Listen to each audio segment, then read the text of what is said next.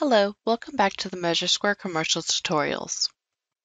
In this video, we will be going over the Progressive Auto Estimate tool, which allows you to move and adjust your cuts manually without losing your location if you make adjustments on your takeoff.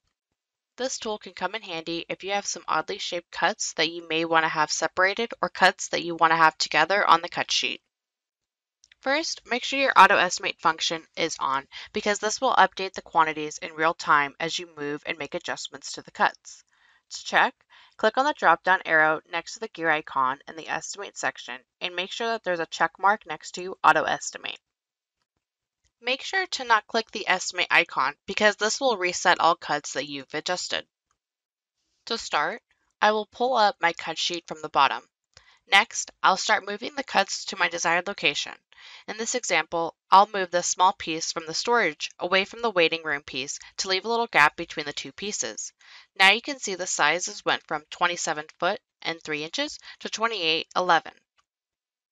Now I will right-click on any of the cuts and select Progressive Auto Estimate to turn it on. Now you can see, as I'm adjusting the seams in the other areas, these two cuts will stay together. Keep in mind that you can only adjust the seams in areas that don't have these cuts in those areas for this to work. If you adjust a seam in the same area, you will reset your cut location. Thank you for watching, and make sure to subscribe to our YouTube channel for future videos and more information for all MeasureSquare products.